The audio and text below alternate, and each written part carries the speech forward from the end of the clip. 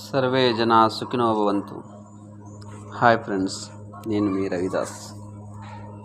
So ఇప్పటిదాకా 80 one line స్టేట్మెంట్లు నేను టాక్ చేసిన. సో ఇప్పుడు 108 ఇప్పుడు చేసేది. దీనికి జీవన సూత్రాలు కూడా అనవచ్చు మనము. సో ఒక మహాత్ముడు ఏమంటాడంటే, శక్తి అంతయి నీలో కలదన్నా, లోని శక్తిని తెలిసి ధైర్యం కలిగి ఉండన్నా, నేను అల్పుడు నేను దుఃఖిని అనసూయేలా పరితపింతువు, సర్వశక్తులతోనూ గూడిన ఆత్మనే నేనని శాంతి నొందుము. శక్తి అంతయు నీలో కలదన్నా, మన లోపట శారీరక శక్తి కాదు, ఆత్మశక్తి. ఎవరి లోపటైతే ఆత్మ జాగృత అయిందో వాళ్ళ లోపట పరిపూర్ణమైన వివేకం ఉంటుంది. నేను అల్పుడు, నేను దుఃఖిని, ఇలాంటి మాటలు ఎప్పుడు మాట్లాడాడు. సావు భయం పోతుంది, రోగ భయం పోతుంది, శత్రు భయం పోతుంది, వానికి మిత్రు భయం, అందరి భయాలు పోతాయి, అన్ని భయాలు పోతాయి.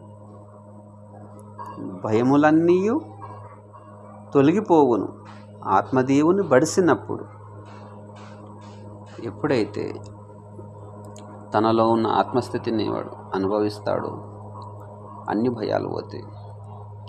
ఆత్మస్థితిలో ఉన్నవాడు దేహానికి ఎంత పెద్ద రోగం వచ్చినా జస్ట్ చూస్తాడు. దానికి బాడీకి ఏమైనా అయితే డాక్టర్ దగ్గర కొంచెం బాడీకి, అంతేగాని దానికి మానసికంగా తీసుకోడు. అయ్యో నాకే ఎందుకు వచ్చింది, అయ్యో అనే పదాలు మాట్లాడాడు. నా కర్మ, పూర్వజన్మ పాపం వలన వచ్చింది, ఇలాంటివి మాట్లాడాడు. వర్తమానంలోనే ఉంటాడు. నా కర్మ వల్ల వచ్చింది, నేను తినే ఫుడ్ వల్ల వచ్చింది, ఇలాంటి ఆలోచనలు పడాడు. వాడు ఏదైనా యాక్సెప్ట్ చేస్తాడు. ఎందుకంటే భయం అన్నది పోయింది. శరీరంతో ఉన్న ఏమైతే సంబంధం ఉన్నదో అటాచ్మెంట్, అది తెగిపోతుంది. శరీరాన్ని అవసరానికి ఉపయోగించుకుంటాడు, అంతేగాని శరీరం మీద అటాచ్మెంట్ ఉండదు. ఈ స్థితి ఉన్నది. ఒక రమణ మహర్షి, ఒక ఓషో, రామకృష్ణ పరమహంస, ఎంతోమంది మహాత్ములు ఈ స్థితిలో ఉన్నోళ్ళున్నారు. ఈ స్థితి గురించి భగవద్గీతలో ఉన్నది, ఉపనిషత్తులో ఉన్నది. ఇది మన మూల స్థితి. ఇదేదో పొందేది స్థితి కాదు, మన లోపల ఉన్న స్థితే, కానీ మనకు తెలియదు. మన స్థితి ఎట్లా ఉన్నది? దేహాత్మ స్థితి. శరీరానికి ఏమైనా అయితే, మనసుకి ఏమైనా ఎవరన్నా మాట అంటే లేకపోతే బాధ అవుతుంది. ఎందుకంటే మనం దేహ భావనలో ఉన్నాం, మనం ఆత్మస్థితిలో లేము. నేను దేహము అని అనుకున్నప్పుడు దేహానికి సంబంధించిన విషయాలు సుఖమైన దుఃఖమైన సంతోషాన్ని ఇస్తాయి, బాధ ఇస్తాయి. మళ్ళీ సుఖ దుఃఖాలు లేని స్థితి అంటే ఆత్మస్థితి. ఆ స్థితిలో ఉన్నప్పుడు సుఖ దుఃఖాలు లేవు, రాగద్వేషాలు, శాశ్వతమైన ఆనందమే ఉన్నది, ప్రశాంతమే ఉన్నది, మౌనమే ఉన్నది, ఏం లేదు. ఆ స్థితి ఉంది. అందరు గురులు ఆ స్థితి పొందడానికే కదా సాధన చేసేది. కొంతమంది యాక్చువల్లీ ఆత్మస్థితికి సాధననే లేదు. మనసు ఉన్నోంకే, రాగద్వేషాలు ఉన్నోంకే సాధనలు.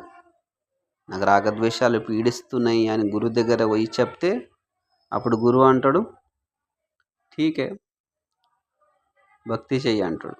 వాని స్థితి బట్టి జపమాల తిప్పరా రోజు, రామ రామ రామ, కృష్ణ కృష్ణ కృష్ణ, లేకపోతే ఇంకా పంచాక్షరి మంత్రనో ఏదో దుర్గా మంత్రనో ఇచ్చికేసి మనసును నియంత్రణలో పెట్టడానికి ఒక మంత్రం ఇస్తాడు.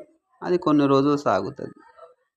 జపం చేసినన్ని రోజులు మనసు నియంత్రణగా ఉంటుంది. దాని తర్వాత ఆ జపం పక్కకి పెడితే మళ్ళీ ఆలోచనలు బాధిస్తాయి. అదొక పెయిన్ కిల్లర్ లాగా. పరిపూర్ణమైన ఆత్మస్థితికి పొందడానికి అది పరిపూర్ణ ఉపాయం కాదు.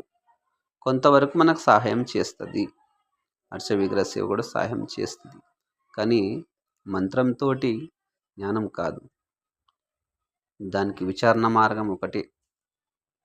విచారణ, శ్రవణం, మననం, నిధిధ్యాసనం.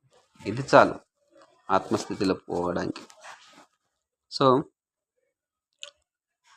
ఆత్మస్థితి యొక్క జ్ఞాన మార్గంలో అందరు రాలేరు. అది విచారణ మార్గం.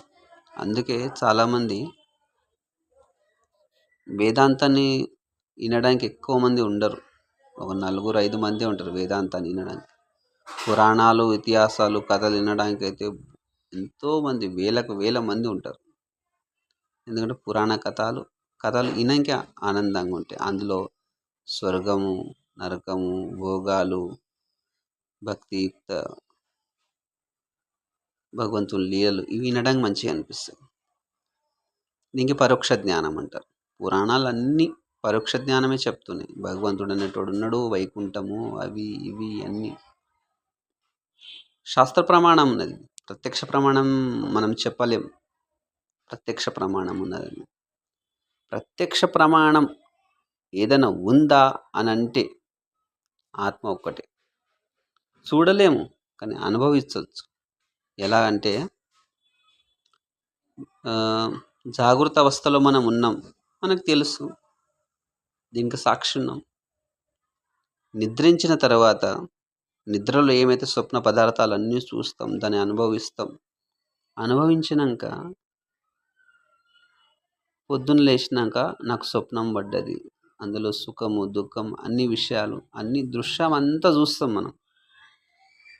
దృశ్యం అంతా చూస్తాం. మొలకైన తర్వాత తెలుస్తుంది, నేను అన్నీ చూసినాను, సుఖము దుఃఖాన్ని రెండు అనుభవించిన. జాగృత స్థితిని నీకు గుర్తున్నది వర్తమానంలో, నిద్రావస్థ కూడా నీకు గుర్తున్నది అని. గాఢ నిద్ర ఏమైతే అవస్థ ఉన్నదో, గాఢంగా నిద్రపోతావో, నిద్రపోయినాక మెలుకైన తర్వాత, గాఢ నిద్రలో మనసు ఉండదు, బుద్ధి ఉండదు, చిత్తం ఉండదు, అహంకారం ఉండదు. కానీ మెలుకు అయిన తర్వాత మాత్రం మనం చెప్పగలుగుతాం. ఎవరైనా అడిగితే, రాత్రి నేను గాఢ నిద్రలో ఉన్నా, ఎంతో సుఖంగా నిద్రపోయినా అంటాం. ఆడ మనసు లేదు గాఢ నిద్రలో, కానీ మెలుగు అయిన తర్వాత చెప్పవచ్చుకి ఆ స్థితి నేను అనుభవించిన ఆనందం స్థితి అని చెప్పదు. ఈ ఆత్మస్థితి కూడా ఇట్లానే ఉంటుంది, గాఢ నిద్ర స్థితి లాగా ఒక విధంగా చెప్పాలంటే. సో 3 అవస్థలకు మనం సాక్షి ఉన్నాం. మనం జాగృతంలో, స్వప్నంలో, ఇది మన అనుభవం ఉన్నది, ఎవరో చెప్పే అవసరమే లేదు. 3 స్థితిలో మనం అనుభవం తీసుకుంటున్నాం మనం. దీనికన్నా ప్రమాణం ఏంటి? వైకుంఠం ఉన్నదంటే ప్రమాణం ఎవరు చెప్తారు? ఎవడైనా చూసి వచ్చిన ఉన్నాడా? లేడు. స్వర్గాది నరకాదులు శాస్త్ర ప్రమాణం, గురు ప్రమాణం ఉన్నది అంటారు. కానీ ప్రత్యక్ష ప్రమాణమే గొప్పది. ఏడ నమ్మకాలు ఉంటాయో ఆ నమ్మకాలు ఉన్న చోట ప్రత్యక్ష ప్రమాణాలు లేకపోతే మన సమయం ఎప్పుడు వృధా చేసుకోవద్దు. ఇది సత్యం. ఉపనిషత్తులు ప్రత్యక్ష ప్రమాణాన్ని ఇస్తున్నాయి, ఉపనిషత్తులు అపరోక్ష జ్ఞానాన్ని ఇస్తుంది, పురాణాలు పరోక్ష జ్ఞానాన్ని ఇస్తుంది. ఉపనిషత్తులు ఎప్పటికీ నీ గురించి చెప్పిన ఉన్నాయి. దశోపనిషత్తు లోపట నువ్వెవరు మూలం, నీ స్థితి ఏమి, చావు పుట్టుకలు లేనివాడు, ఆనంద స్థితి నీది అని చెప్తున్నాయి. మన గురించి చెప్తున్నాయి. పురాణాలు భగవంతుని గురించి చెప్తున్నాయి. అయితే ముందు మన గురించి మనం తెలుసుకోవాలి. దాని తర్వాత భగవంతుడు అంటే ఏంటో అన్ని విషయాలు తెలుస్తాయి అప్పుడు. సో ఆత్మజ్ఞానం అయిన తర్వాత ప్రశ్నలు ఉండయి, అప్పుడు క్వశ్చన్లు ఉండయి. సంశయం లేని స్థితి అంటేనే ఆత్మస్థితి. సో ఈ ఆత్మస్థితి రావడానికి కోసమే అందరూ, కొంతమంది జ్ఞాన మార్గము, భక్తి మార్గము, కర్మయోగము, అన్ని మార్గాలు ఉన్నాయి. తర్వాత గమ్యం ఒకటే. జ్ఞాన మార్గం అనేది రాజమార్గం, విచారణ మార్గం. ఈ మార్గంలో అందరూ ఉండరు, విచారవంతులు, వివేకులే ఉంటారు. కానీ ఇదే మార్గం అన్నిటికన్నా శ్రేష్ఠ మార్గం అని ఆచార్యులు చెప్తున్నారు. ఎన్ని కర్మ మార్గానికి పోయినా, భక్తి మార్గానికి పోయినా, ధ్యాన మార్గానికి వచ్చినా అంతిమ చరణము జ్ఞాన మార్గానికి రావాలని, విచారణ మార్గానికి రావాల్సిందే. అన్యథా ఈ మార్గం దాటి పోవాల్సిందే స్వరూప స్థితిలో. సో ఇప్పుడు నేను వన్ లైన్ స్టేట్మెంట్ నా అనుభవంతో రాసిన, దీన్ని అర్థం చేసుకోవడానికి ప్రయత్నించారు. ఫస్ట్, వైర్యభావము విడిచి ప్రేమభావముతో ఉండు, సమస్త ప్రకృతి ప్రేమభావముతో ఉంది చూసుకో. శబ్దము, స్పర్శము, రూపము, రసము, గంధము విషయాలు ఆరంభ సమయంలో అత్యంత సుఖముగా ఉంటాయి. అనుభవించిన పిదప దుఃఖరూపాలుగా పరిణమించుతాయి. నీ చిత్తములో ప్రాపంచిక విషయాలు పరిగెత్తుంటే జాగరూకతో సాక్షిగా గమనించు.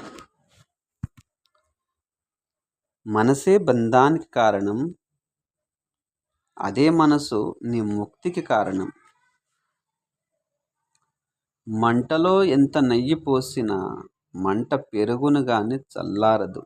అలాగే విషయ సుఖాలు ఎంత అనుభవించినా ఆశలు పెరుగుతాయి గాని ఎప్పటికీ తరగవు. తత్వమసి అనే వాక్యాలను అర్థంబు మననమ్ము చెయ్యి. మననమ్ముతో నీ హృదయము శుద్ధిపడును. ఆత్మ ఒక్కటే శాశ్వతము.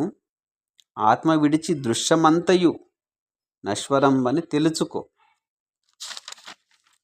పంచమహాభూతాల్లో పుట్టింది ఏదైనా, అది దేహమైనా, వృక్షమైనా, ప్రాణులైనా, అన్నీ ఒకసారి పంచమహాభూతాల్లో కలవాల్సిందే.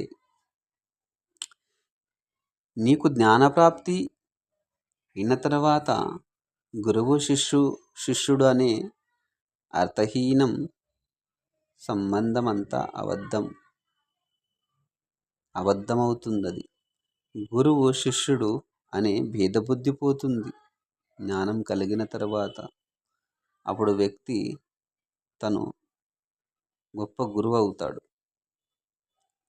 చిత్తశుద్ధి కోసం చేసే అన్ని సాధనాలు అంతపూర్తికే పరిణామాన్ని ఇస్తాయి. కేవలం ఆత్మజ్ఞానమే చిత్తములో ఉన్న పరిపూర్ణ శాంతినిస్తుంది. పిల్లవాడు నీటిలో ప్రతిబింబాన్ని చూసి భ్రమలో సత్యమనుకుంటాడు. ఇది ఒక అందమైన అబద్ధం. అలాగే జీవుడు ప్రపంచాన్ని చూసి సత్యమనుకుంటాడు. జాగృతం, స్వప్నం, సుషుప్తి 3 అవస్థలను సాక్షిగా చూస్తున్నావు నువ్వు. ఇది ప్రత్యక్ష అనుభవం. ఇంక శాస్త్ర ప్రమాణం అవసరం లేదు, సంశయం కూడా అవసరం లేదు. నువ్వు అన్ని కాలాల్లోనూ ఉన్నావు. ఇది తెలుసుకో. జ్ఞాని తన జీవితంలో ఎన్ని ఆపత్తులు వచ్చినా, ఎన్ని విపత్తులు వచ్చినా, ఎంత సంపత్తి వచ్చినా, ఇవన్నీ వచ్చేటి పోయేటి ఉన్నాయని తనకు తెలుసు అని తెలుసుకొని సంశయం లేని స్థితిలో ఉండి ప్రశాంతం చిత్తముతో ఉంటాడు. నీవు శరీరాన్ని కాదు, నీ శరీరం నీది కాదు, నీ శరీరానికి సంబంధించిన వ్యక్తులు, వస్తువులు అన్నీ కూడా నీవి కాదు. నీవు శుద్ధ చైతన్య స్వరూపుడు. నిర్మల స్థితి నీ స్థితి, కైవల్య స్థితి. నీవు గుంపులో ఉండడం సహజం. ఏకాంతంలో ఉండాలంటే సాహసం కావాలి. అది కేవలం గురుకృప, నీ అంతఃకరణ యొక్క కృప. నీవు కంటున్న కలలు చంపడానికి ఎలాంటి అస్త్రాలు అవసరం లేదు. ఒక్క చిన్న బలహీన ఆలోచన చాలు. నీ అన్ని ఆశలను నీకు నువ్వు చంపుకోవడానికి. కన్ను బాగున్నప్పుడే, కాలు బాగున్నప్పుడే నీవెవరో తెలుసుకో. నీ శరీరం అంగములన్నీ శిథిలము కానప్పుడే నీలో ఉన్న దైవాన్ని తెలుసుకో. ఎన్ని కష్టాలు వచ్చినా, ఎన్ని నష్టాలు వచ్చినా సత్యంబు తప్పకు. సత్యము ధర్మము ఎప్పటికి తప్పకు. సత్యధర్మాలతోనే శ్రేయస్సు బడియును. ప్రాణి అన్నిట్లో పరమాత్ముడు సమముగా వ్యాపించి ఉన్నాడు. దైవదృష్టితో నీవు ఎల్ల ప్రాణులందును దయగలిగి ఉండు. దేహమే ఒక రథమని, బుద్ధియే దానికి సారథని బాగుగా తెలుసుకో. బుద్ధి కుశలత చేత ఇంద్రియంబులను అణచి గమ్యాన్ని చేరుకో. బాల్యము యవ్వనము బాగున్న కాలముననే తత్వంబు తెలుసుకో. వార్ధక్యం వచ్చిన తర్వాత నీ ఇంద్రియాలు సడలి నీకు సహాయం చెయ్యవు. అప్పుడు శ్రవణము మననము నిధ్యాసం చెయ్యలేవు నువ్వు. ఆత్మావలోకమే అతి ముఖ్యమైనదని తెలుసుకో, భావించు. నీవు ధ్యానము జ్ఞానార్జనము చేసుకో. జీవభావము మర్చిపో. సద్గురుని చేరి ఆత్మభావం కలిగి ఉండు. నేను జీవుడును, నేను దేహము అని మర్చిపో. ఆత్మస్థితిలో ఉండు. శాస్త్రమర్మము తెలియలేదని తప్పుదారిని పోకు. చెయ్యగా చెయ్యగా ఒకరోజు నువ్వు గమ్యాన్ని చేరుకుంటావు. మాటి మాటికి అహం బ్రహ్మాస్మి అనే అవసరం లేదు. నేను ఆత్మను అనే అవసరం లేదు. హృదయంలో నేను బ్రహ్మని అనుకో చాలు. ఏ మనిషి అయితే సుఖదుఖాలను సమానంగా చూస్తాడో, స్థిరంగా ఉంటాడు, స్త్రీ పురుష భేదభావము లేక ఉంటాడు, వాడు జీవన్ముక్తుడు. ఇది అష్టావక్రుడు చెప్పిన మాట. అసలు పుట్టింది ఏదో చచ్చేది ఏదో తెలుసుకో. పుట్టుక చావు లేనట్టి ఆత్మపదము పొందు. ఆనందమై ఉండు.